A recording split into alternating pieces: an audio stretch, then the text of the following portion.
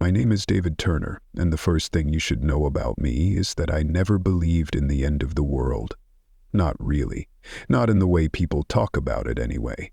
My life was a series of half-eaten breakfasts, half-answered emails, and a dog named Biscuit who always woke me up before my alarm.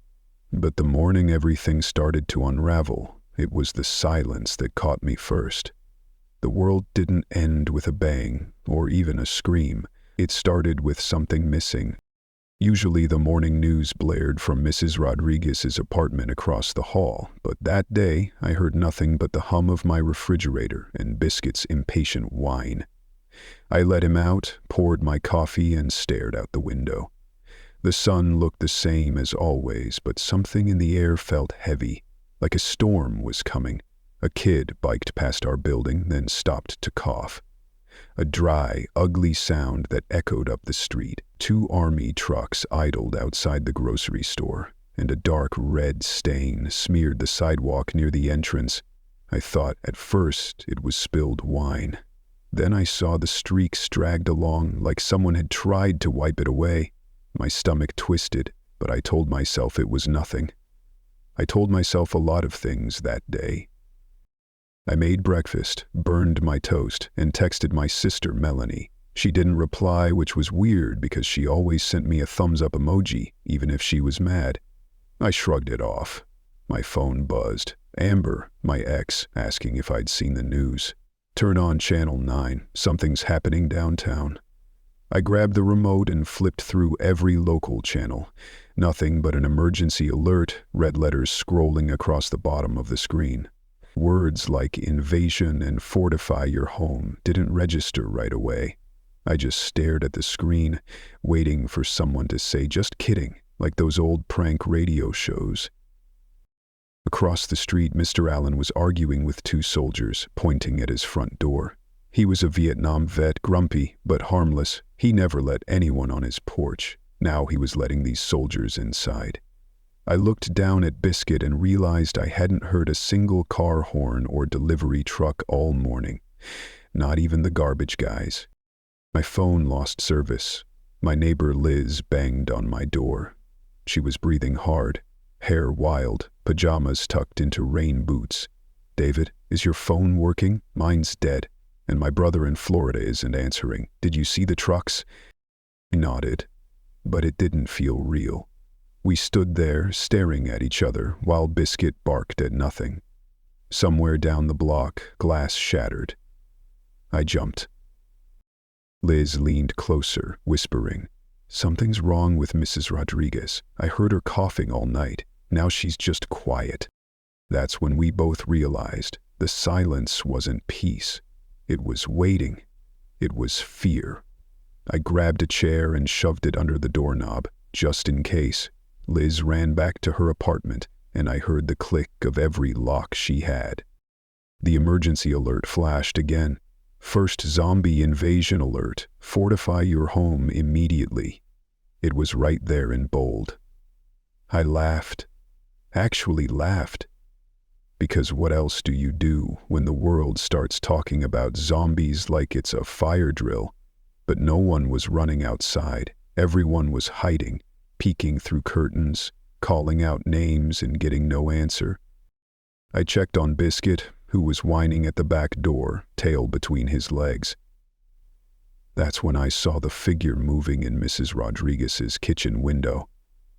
She was swaying, hitting her head against the glass. There was blood on her hands and in her hair. She didn't look like herself. She didn't look alive.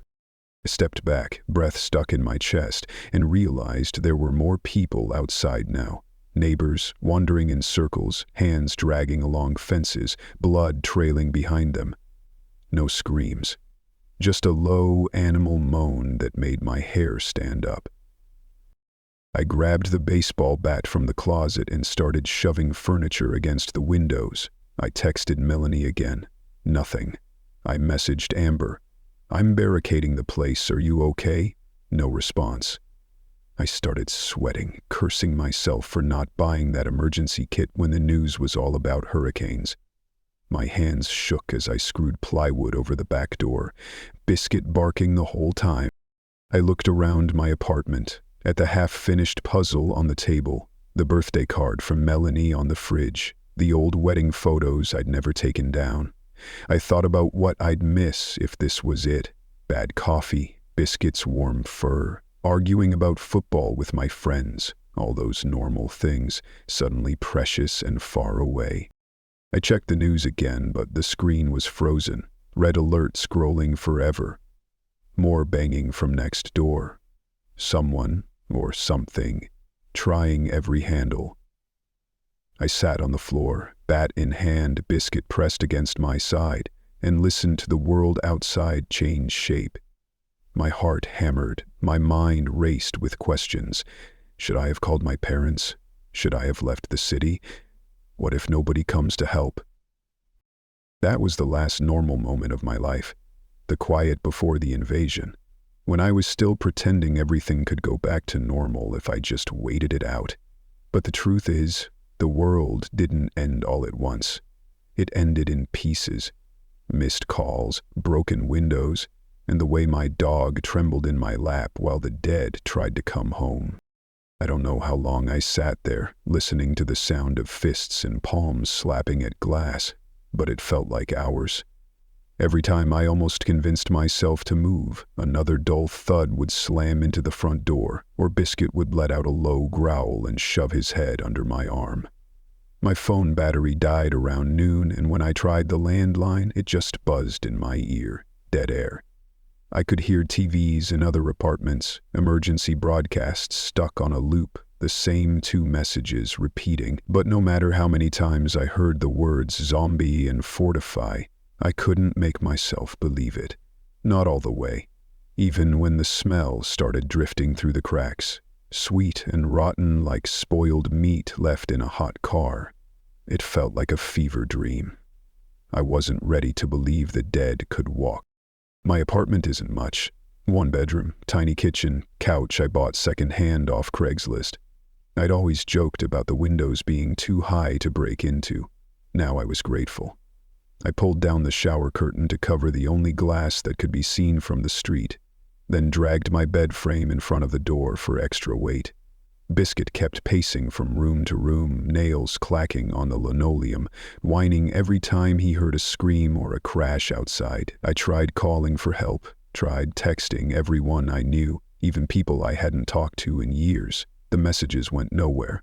Amber never replied. Melanie's phone just rang and rang, then clicked to voicemail. "It's Mel. Leave a message, dork." I left her one anyway, just in case she could hear me somewhere. At one point I peeked through the blinds. What I saw didn't look like a city anymore. My neighbor across the hall, Liz, was banging on her door, screaming for help. Downstairs, someone was on their knees in the parking lot, dragging themselves across the pavement, hands bloody and raw. 2 soldiers, real soldiers, with rifles and body armor, were herding people into the back of a military van. One of the soldiers turned his head, and I saw his face was streaked with blood. His eyes blank. He moved stiff and wrong, but nobody seemed to notice. They just let him push them forward, like following orders was the only thing left. That's when Mrs. Rodriguez slammed into the glass again, harder this time. The window cracked. I ducked, hard in my throat, and tried not to scream. I wanted to help her. She'd given me cookies every Christmas, but I'd seen what happened to anyone who got close. Someone tried to pull her away, a younger man, maybe her grandson. She bit him, fast and animal, blood splattering across the sill. He tried to fight her off, but she dragged him down behind the kitchen counter, and I heard him stop screaming. The moaning got louder after that. I don't know how many were in her apartment, but it sounded like a whole crowd. I ran to the kitchen and grabbed every knife I owned. Biscuit barked at me, then at the door. I filled the tub with water, dumped out every can of food I had onto the counter. I couldn't think straight. I kept checking the locks, listening for voices in the hallway, for the sound of feet coming up the stairs. It was all panic and muscle memory. At some point I stopped being scared and started being angry. Angry at the news, at the army, at every person who'd said it can't happen here. The building shook. Something hit the stairwell, then started pounding at Liz's door. She screamed. I wanted to run out and help her, but I knew I'd get both of us killed. I yelled through the wall, "Barricade! Don't open for anyone!" I heard her crying. Then I heard nothing but that low, hungry moan. There was movement in the hall, someone pounding on every door, desperate, begging to be let in. I closed my eyes and tried not to listen. My whole life, I'd been the guy who left his door open for a neighbor, who helped strangers carry groceries, who picked up the slack for everyone else. But now, I kept the bat close and didn't move an inch. I watched Biscuit curl up in my lap, whimpering, and I realized I was shaking too. That's when I heard something at my window. A tap, not like before. I crawled over, heart pounding, and peeked through the blinds. A little girl was standing outside, barefoot and covered in blood. Her eyes met mine, and for a second I thought she was alive. She pressed her hand to the glass, fingers splayed, lips moving. I couldn't hear her, but she mouthed one word over and over. "Daddy." I knew I should help her. I should let her in. But I didn't move. I couldn't. The last thing I saw was her turning away, shambling toward the parking lot, arms dragging at her sides. She joined the others, dozens now, circling the building, clawing at doors, glass, anything they could touch. I sank down against the wall and started to cry. I don't know how long I sat there sobbing, but eventually Biscuit licked my face, and I remembered I wasn't alone. I stood up, wiped my nose, and forced myself to move. I couldn't just wait to die. I had to do something. I started boarding up every weak spot using anything I could find. Bookshelves, tables, closet doors. My hands bled from splinters, sweat running into my eyes. But I finished. I made sure every inch was locked up tight. The world outside had changed, and I could feel myself changing too. Not infected, at least not like them. But something was different now. I kept checking my phone, hoping for a miracle, for someone to call and say it was over. But the only sound was the dead, and the only company was my dog, pressed tight against my side, while I waited for the next scream, or the next knock, or the next thing to break. That was the night I stopped hoping for rescue. That was the night I learned the only thing left was survival. You never really know what you're capable of until the world ends. I woke up with Biscuit licking my face, the sun barely rising through smoke-streaked windows. My throat hurt from breathing in that sour rot all night. It was the kind of smell you feel in your teeth, not just your nose. The apartment was stifling, the air thick from all the windows blocked and the fear pressing in. I sat up on the couch, the baseball bat beside me, and tried to piece together a plan. There was still food, maybe 2 days' worth if I rationed, but the water from the tap was already running brown. I filled every pot and bowl before it cut off. Every minute felt like a countdown. The dead outside never slept. They circled the building, scratching, shuffling. Every now and then, one would slam itself into the front door or rattle a window pane. Liz never answered when I called out. I listened for her voice all night, but there was only silence and that low moan. Sometimes, I'd hear something big moving in the hallway and freeze, not even breathing, gripping Biscuit so hard he whimpered. I hated myself for that. Mid-morning, the apartment above me caught fire. I don't know how it started. Maybe a candle, maybe someone lost it and tried to cook. The alarms screamed, but nobody came to help.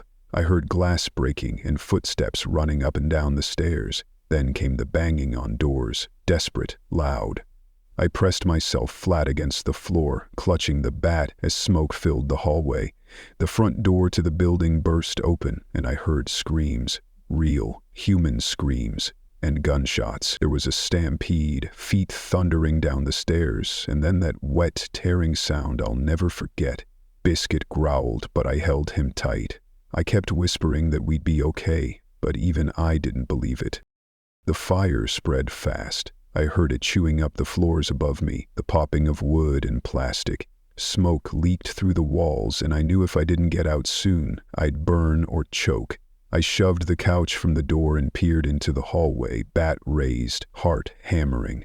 The air was hot and thick, lights flickering. I called for Liz one last time. No answer. I crept down the stairs, Biscuit pressed close to my leg. The hallway was a mess. Doors splintered, blood smeared and handprints. Someone had written "help" in lipstick on the wall.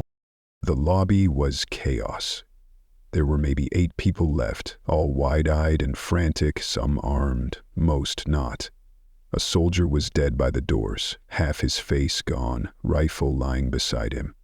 I grabbed it, slung the strap over my shoulder, not even thinking. The group was arguing. One woman wanted to wait for the army. A guy my age was already prying boards off the back exit. Nobody knew what to do. We heard pounding from the parking lot. The dead, maybe 50 of them now, crowding the windows, arms reaching, teeth clacking. We all stared at each other, panic written across every face. Then the side door burst open. They flooded in, stumbling over each other, mouths red and eyes dead. The woman next to me screamed and froze. I grabbed her arm and dragged her toward the fire escape. I didn't think, I just ran. The guy with the crowbar smashed a window and people started pouring out, clawing, screaming, fighting to get free. I lost sight of the woman, but I held on to Biscuit with one hand and the rifle with the other. There was blood everywhere. On the walls, the floors, my hands. People were screaming for help, for God, for their families. But there was no help, no order, just the scramble to survive. I got out into the alley, tripped over a body, almost lost Biscuit in the crush. The alley was filled with people, some alive, some not. The only rule was keep moving. I shoved, punched, did whatever I had to do to keep Biscuit close. Someone grabbed at me. His face was half torn off, but he moved fast. I swung the bat and felt it crack, bone and blood flying. He went down, but another took his place. It was chaos, like a nightmare you can't wake up from. When I finally broke free, I ran, not looking back. I didn't know where I was going, just away. Biscuit limped beside me, blood on his fur. I wiped it off, hands shaking, and kept moving. We passed cars on fire, bodies sprawled in the street. I saw a woman holding her daughter, both covered in bites, eyes already changing. She begged me to help her. I turned away. I didn't want to, but I did. By the time I stopped running, the city felt empty, like the world had ended and nobody told me. I looked at Biscuit and knew we were all we had left. The rules were gone. It wasn't about hope or rescue or waiting anymore. It was about doing what you had to do, even if it meant leaving people behind, even if it meant turning your back on everything you used to be. That was the day I learned the thin line between alive and dead was just a choice, and I chose to keep going, no matter what it cost.